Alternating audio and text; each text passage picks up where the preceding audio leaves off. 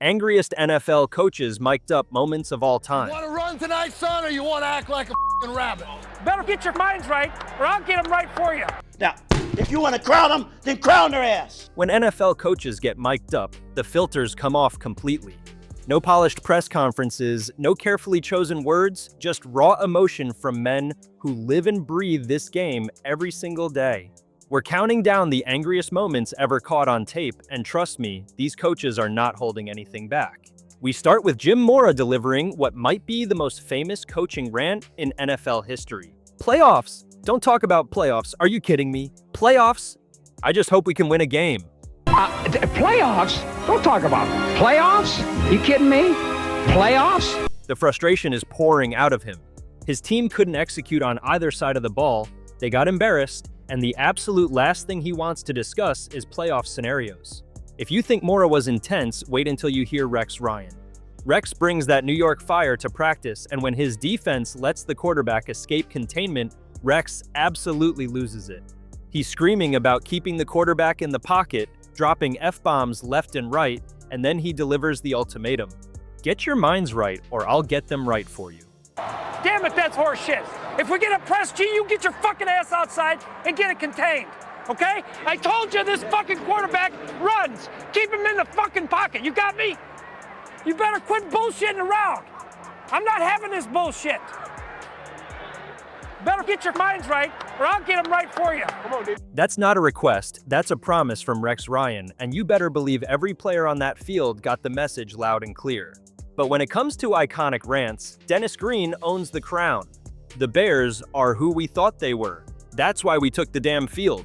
Now, if you want to crown them, then crown their ass, but they are who we thought they were, and we let them off the hook. The Bears are what we thought they were. They're what we thought they were. We played them in preseason. Who the hell takes a third game in the preseason like it's bull?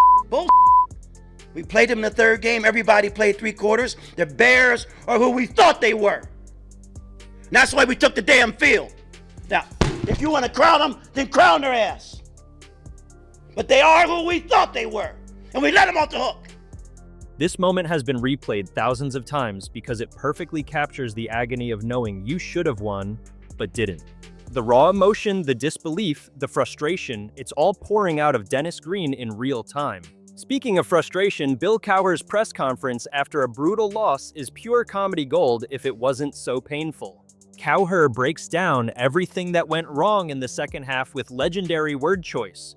We couldn't do diddly-poo offensively. Couldn't make a first down. Couldn't run the ball. Didn't even try to run the ball. Every time the other team touched the ball, they scored.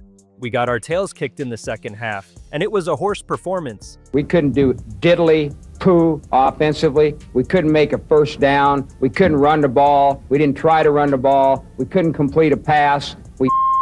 The second half, we couldn't stop the run. Every time they got the ball, they went down and got points. We got our totally kicked in the second half. That's what it boiled down to. It was a horse performance in the second half. Cowher's not sugarcoating anything, and his honesty is both refreshing and absolutely brutal. Now let's shift gears to John Gruden, because even practice can test a coach's patience. Gruden is calling plays, and his quarterback cannot get the words out to save his life. Green right X shift to Viper, right 3-8-2 X stick looky. The quarterback tries, fails, tries again, and after multiple attempts, Gruden finally stops and asks, "Am I making you nervous?" The QB admits he just couldn't spit it out. Let's go green right X, shift the Viper right. Green right X. Green right X, shift the Viper right. 382 X stick looky. Here we go, guys.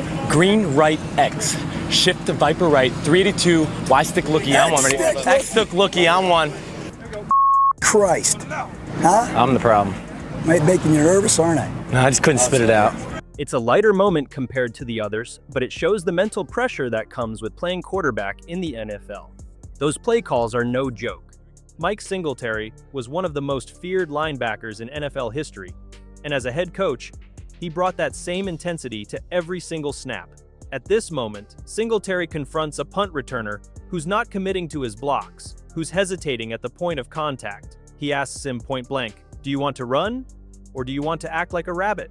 If you want to duck down, go sit on the bench and stay there." The player tries to respond, but Singletary cuts him off. Quit putting on the brakes 5 yards before you have to hit. Either cut it up in there, or I'll find someone else who will. You want to run tonight, son, or you want to act like a f***ing rabbit? You want to run or you want to duck down? If you want to duck, just go over there and get onto the bench and stay there. You want to run or not? Tell me, you want to run or not? Then quit putting the brakes on. You stop 5 yards before you got to hit. Now cut it up in there, or I'll get me another punt return. I don't really give a Yeah, that's right. That's what you're going to be doing Sunday when we go to Seattle. You're going to be watching the game in New York on TV. That's Mike Singletary in a nutshell, demanding maximum effort on every single play. Sideline arguments aren't always between coaches and players. Sometimes it's coach versus coach. Tom Brady and Bill O'Brien, his offensive coordinator, are going at it on the Patriots sideline. You can see the frustration building, the heated back and forth, and this confrontation goes on for what feels like forever. O'Brien keeps coming back for more, other coaches are trying to break it up, and finally Bill Belichick himself has to step in and tell both of them to calm down. When you need Belichick to play peacemaker, you know things have escalated. Look at this. Tom Brady and Bill O'Brien, his offensive coordinator, fill in the blanks. That is a heated conversation. O'Brien comes back for a little bit more. Coaches are trying. Bill Belichick finally has to come over and say, calm down, guys. Herman Edwards had enough of the losing mentality, and he delivered one of the most passionate speeches about competition you'll ever hear. You play to win the game. You don't play just to play it. That's the great thing about sports. You play to win. If you don't care about winning, then retire and get out. You play to win the game. You don't play to just play it. That's the great thing about sports. You play to win. And I don't care if you don't have any wins. You go play to win. When you start telling me it doesn't matter, then retire. Get out. Edwards is reminding everyone what this game is really about. It's not about participation trophies or moral victories. It's about winning.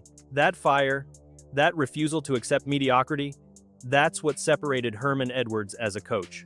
We circle back to Brady and O'Brien because their tension didn't end with that first argument. At this moment, Brady's frustrated about a play call, Josh is telling him the receiver was open, and Tom fires back that he knows he was open. The back and forth continues with both men standing their ground.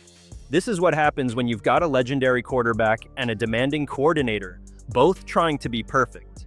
The chemistry might be explosive, but that's the price of excellence. Mike Ditka wasn't done with his press conference beatdown. When reporters try to ask about the quarterback situation, he shuts them down immediately. It's nobody's concern but ours. Next question. When someone asks why he's in such a bad mood, his response is perfect. You were 2-7, you'd be in a bad mood too. 3 quarterbacks on this football team. Whichever one starts. Whichever ones don't, will back him up.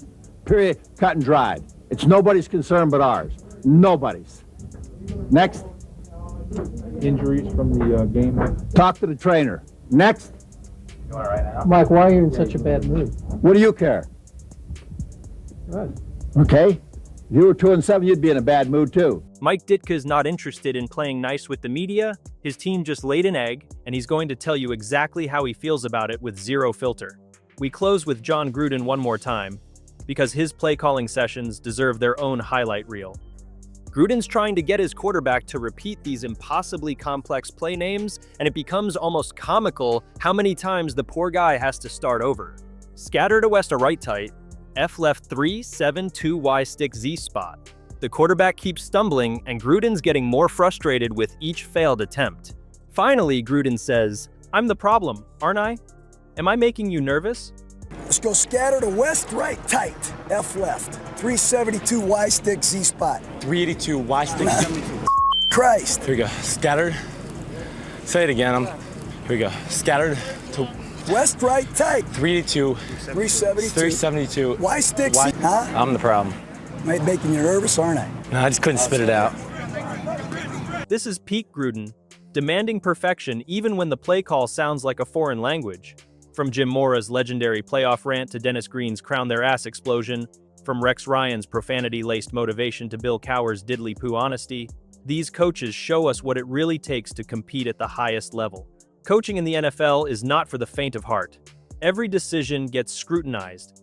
Every mistake can cost you your job. But these men refuse to accept anything less than complete effort and execution. That passion, that fire, that refusal to settle for mediocrity, that's what makes these moments legendary. That's what makes football the greatest game on earth.